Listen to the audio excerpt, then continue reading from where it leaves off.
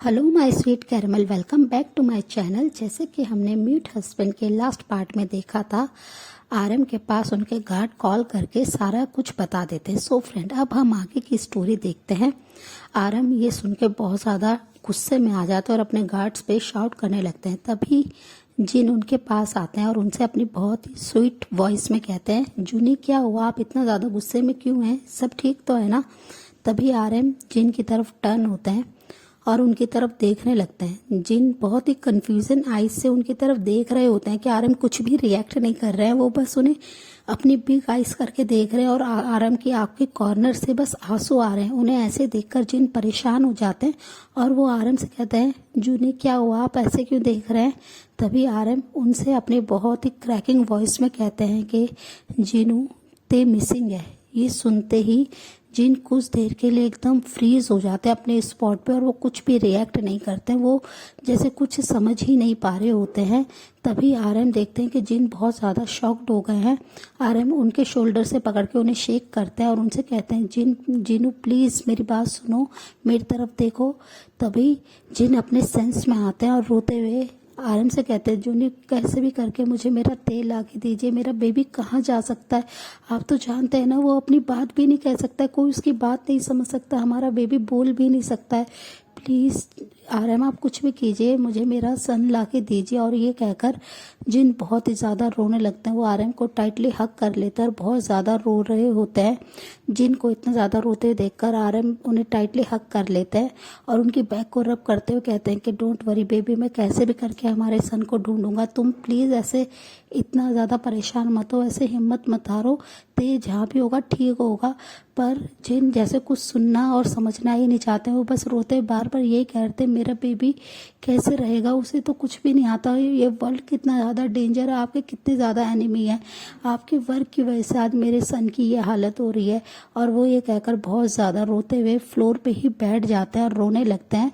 और दूसरी side Jungkook बहुत ज़्यादा गुस्से में होते हैं, वो अपने मिनी बार में आके ड्रिंक कर रहे होते हैं और ते बहुत ज़्यादा रो रहे होते हैं। वो रोते रोते बस पूरे रूम को सर्च कर रहे होते हैं कि उन्हें कोई विंडो मिल जाए जहाँ से वो जा सके, कोई ओपन विंडो मिल जाए, पर उन्हें कहीं पे भी कुछ नहीं मिल रहा होता है। वो रोते रोते फ्लोर पे ही बैठ जाते हैं और अपने लेग्स को टाइटली हक कर लेते हैं और वो रोने लगते हैं। वो बस अपने मॉम डैड को याद कर रहे होते हैं, वो बहुत ज़्यादा डरे हुए होते हैं, उनके लिप्स के कॉर्नर से अभी भी ब्लड आ रहा होता है।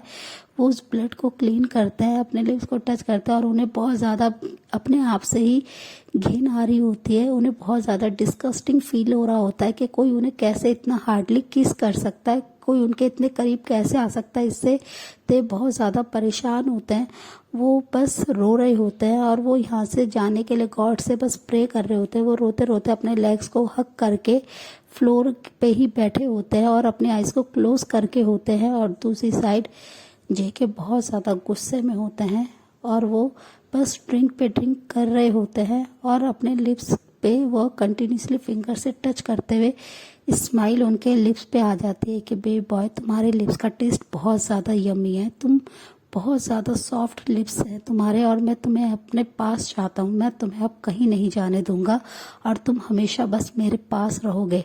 मैं तुम्हारे डैड को बस तुम नीक्स पे लाना चाहता हूँ। अब वो मेरे आगे बहुत ज़्यादा रिक्वेस्ट करेंगे और ये कहकर वो स्माइल करते हैं और ड्रिंक कर रहे होते हैं और ते के सॉफ्ट लिप्स और उनके एंजेलिक फेस के बारे में ही सोच रहे होते हैं, जिसकी वजह से उनके फेस पे कंटिन्यूसली स्माइल बनी रहती है। और वो यही विस्पर करके कहते हैं कि अब तुम्हें मैं बहुत ही ज़्यादा हेल्प दिखाने वाला हूँ। और ये कहकर वो स्मक करते हैं। तब फिर वो अपने फ़ोन को लेते हैं और अपने गार्ड को फ़ोन कर देते हैं, जिहुब को, और उनसे कहते हैं कि मैं कुछ दिन तक ऑफिस नहीं आऊँगा और ना ही मैं मेंशन जाऊँगा, तुम सारी चीज़ें संभाल लेना। तभी उनके मैनेजर कहते हैं कि सर, अगर शुगा सर ने या जिमिन सर ने पूछा तो मैं क्या कहूँगा। तभी वो गुस्से में उनसे कहते हैं जेके कि तुम कुछ भी मैनेज कर लेना और उन्हें कुछ भी पता नहीं चलना चाहिए, खासकर से जिमिंग हियोंग को। उनको पता है ना कि इस समय कोई भी टेंशन नहीं लेनी है। तुम उनसे कहना कि मैं अपने बिजनेस के लिए बाहर गया हुआ हूँ कोरिया से और वो अर्जेंट था, मैं फ्री होकर उन्हें कॉल करूँगा, ये मैसेज उन्हें दे देना। और ये सुनकर जेहुप यस कह देते हैं और फिर जेके फ़ोन को कट कर देते हैं और फिर फ़ोन को बंद करके टेबल पे रखते हैं और कहते हैं कि बेबी बॉय, अब तुम्हें मैं बहुत ही अच्छे से क्लेम करूँगा। और ये कहकर वो इस विस्पर करने लगता है और वो फिर अपने एक और गार्ड को फ़ोन करके उनसे कुछ पेपर रेडी करने के लिए कहते हैं। और दूसरी साइड जिन का रो रो के बुरा हाल था, वो बहुत ज़्यादा बस रोते हुए यही कह रहे थे आरएम से कैसे भी करके उन्हें उनका सन ला के दे। आरएम ने बहुत ज़्यादा अपने गार्ड्स को बोल दिया था कि वो कहीं से भी उनके सन को सर्च करें। वो खुद भी उस जगह पे आ जाते हैं जिन और आरएम और अपने सन को सर्च करने लगता है, पर उन्हें कहीं से भी कुछ भी हिंट नहीं मिल रहा था, जैसे कि ते इस वर्ल्ड में है ही नहीं। वो इस तरीके से डिसअपेयर हो गए थे और आरएम इससे बहुत ज़्यादा परेशान थे। उन्होंने अपने सारे गार्ड्स को अपने सन को ढूंढने में लगा दिया था। और दूसरी साइड जेके बहुत ज़्यादा खुश थे।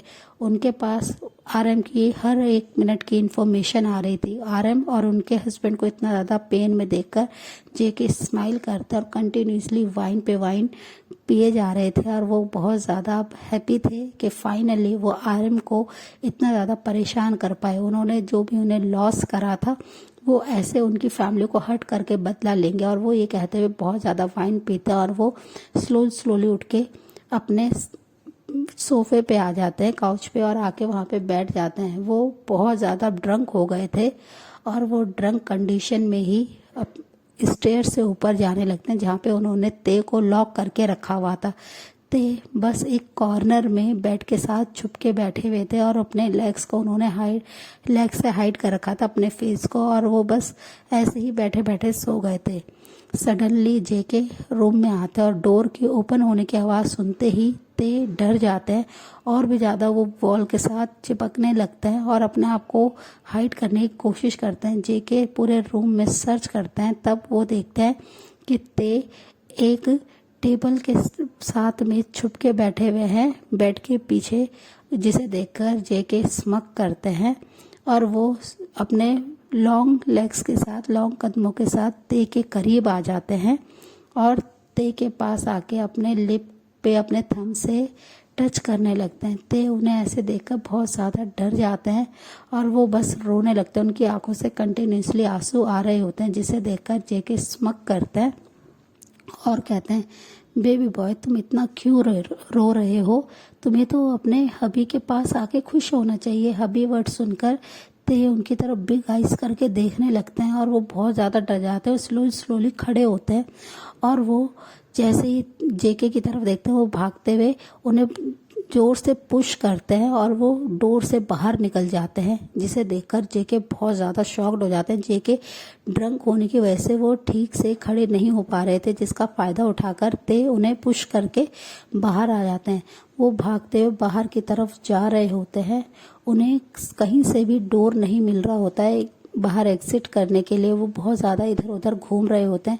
फिर ते मेन डोर की तरफ जाते हैं, जो कि वो जैसे ही उसे नॉक को घुमाते हैं वो ओपन हो जाता है, जिसे देखकर ते स्माइल करते और जल्दी से भागते बाहर आ जाते हैं।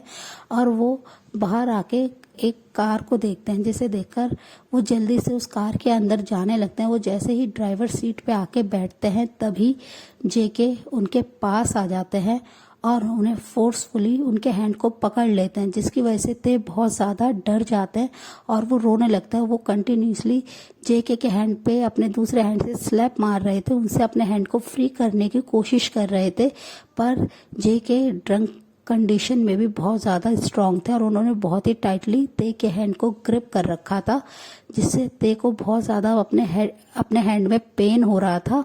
और जेके गुस्से में उनके हैंड को बहुत ही टाइटली और भी ज़्यादा पकड़ के ट्विस्ट कर देते हैं उनके बैक के पीछे, जिससे ते के माउथ से एक बहुत ही ज़्यादा पेनफुल सी वॉइस आती है। वो बोल नहीं पा रहे होते हैं, पर उनकी आंखों से कंटिन्यूसली आंसू ड्रॉप हो रहे होते हैं। वो बहुत ज़्यादा पेन में होते हैं।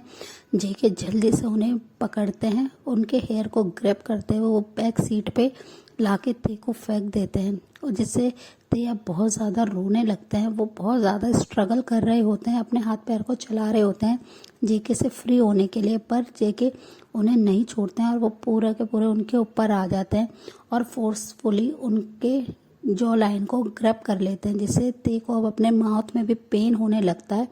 जेके उन पे शाउट करते हुए कहते हैं कि तुम्हारी हिम्मत कैसे हुई यहाँ से जाने की, और तुमने फिर से मुझे पुश किया तुम बार बार सेम मिस्टेक कैसे कर सकते हो। और गुस्से में वो ते के चिक पे जोर से स्लैप कर देते हैं। स्लैप लगते ही ते को बहुत ज़्यादा पेन होने लगता है। उनके फिंगर के मार्क ते के चिक पे पूरे आ जाते हैं, फिंगरप्रिंट। ते अपने चिक पे हैंड रख लेते हैं और उनकी आंखों से कंटिन्यूसली आंसू आते हैं। जेके बस उनकी तरफ देख रहे होते हैं। ते बहुत ज़्यादा रोने लगते हैं, पर जेके गुस्से में उनके शर्ट को फाड़ने लगते हैं, जिसकी वजह से ते चिल्लाने की कोशिश करते हैं, पर उनके माउथ से कोई भी वॉइस नहीं आ रही थी। वो बस कैसे भी करके अपने आप को फ्री करने की, उनसे बचने की कोशिश कर रहे होते हैं। पर जेके ड्रंक कंडीशन में बिल्कुल क्रेजी हो गए थे। वो एक एनिमल की तरह बिहेव कर रहे थे। वो ते को बिल्कुल भी नहीं छोड़ रहे थे। वो कंटिन्यूसली ते को हिट कर रहे थे, उन्हें पेन दे रहे थे और फोर्सफुली उनके क्लोथ्स को उनकी बॉडी से रिमूव कर रहे थे, जिससे ते को बहुत ज़्यादा पेन हो रहा था। जेके इस फोर्स में ये भूल गए थे कि ते भी एक ह्यूमन है और उसके बॉडी पे बहुत ज़्यादा जेके के मार्क आ रहे थे हैंड के। और जेके बिल्कुल गुस्से में उनके क्लोथ्स को, उनकी शर्ट को फाड़ के उनकी बॉडी से अलग कर देते हैं, जिससे ते बहुत ज़्यादा डर जाते हैं। वो अपने हैंड से अपनी बॉडी को कवर करने की कोशिश करते हैं, पर जेके गुस्से में उनके दोनों हैंड को उनके हेड के ऊपर पिन कर देते हैं और वो ते के ऊपर आ जाते हैं। इतनी अनकंफर्टेबल जगह में जेके ते को बस फोर्स करने की कोशिश कर रहे थे। ते बहुत ज़्यादा स्ट्रगल कर रहे होते हैं। उनसे बस अपनी आंसू भरी आंखों से देखते हुए कुछ बोलने की कोशिश कर रहे होते हैं। वो अपने हाथ के जेस्चर से, अपने हैंड मूवमेंट से वो कुछ समझाने की कोशिश कर रहे होते हैं, पर जेके बिल्कुल भी उनकी कोई भी बात नहीं समझ पा रहे होते हैं। वो बस ते के ऊपर आ जाते हैं और उनके लिप्स से अपने लिप्स को अटैच करते हुए एक हंग्री बीस्ट की तरह उन्हें बाइट करने लगते हैं उनके लिप्स पे। ते बहुत ज़्यादा रो रहे होते हैं और जेके अपने एक हैंड से उनकी चेस्ट को पिंच करने लगते हैं, जिससे ते को बहुत ज़्यादा पेन हो रहा था। जेके बिल्कुल भी ह्यूमन की तरह बिहेव नहीं कर रहे थे। वो एक एनिमल की तरह बिहेव करते हैं। वो उन्हें बहुत ज़्यादा फोर्स कर रहे होते हैं, उनकी पूरी बॉडी पे बाइट कर रहे होते हैं। वो जगह जगह ते को बाइट करते हैं। वो उनके तीत के मार्क ते की पूरी बॉडी पे आ रहे थे। जेके उन्हें बस एक जानवर की तरह काट रहे थे, जिससे ते रो रहे थे बस, और बार बार उनसे रिक्वेस्ट करने की कोशिश कर रहे थे, उन्हें पुश करने की कोशिश कर रहे थे, पर जेके बिल्कुल क्रेजी हो चुके थे। वो ते की पूरी अपर बॉडी को अपने तीत मार्क से भर देते हैं और पूरी बॉडी पे उनके तीत के जख्म हो गए थे ते की बॉडी पे। ते बस रो जा रहे थे, उस पेन की वजह से उन्हें बहुत ज़्यादा पेन होता है और जेके गुस्से में अपने क्लोथ्स को रिमूव करते हैं और ते की बॉडी को पूरे को निकेट कर देते हैं। उनके सारे क्लोथ्स को वो फाड़ के उनकी बॉडी से अलग कर देते हैं और वो फोर्सफुली कार के अंदर ही ते के साथ इंटीमेट होने लगते हैं। ते बहुत ज़्यादा रोते हैं और उनसे अपने आप को फ्री करने की कोशिश कर रहे होते हैं, पर जेके कुछ भी नहीं समझ पा रहे होते हैं। वो बस कंटिन्यूसली उनके साथ फोर्स करने में बिजी होते हैं और ते को दर्द हो रहा होता है। सो फ्रेंड, इस पार्ट को हम यहीं एंड करते हैं। मिलते हैं आपसे नेक्स्ट पार्ट में। तब तक आप मेरी वीडियो को लाइक शेयर कीजिए, मेरे चैनल को सब्सक्राइब कीजिए। Bye, take care.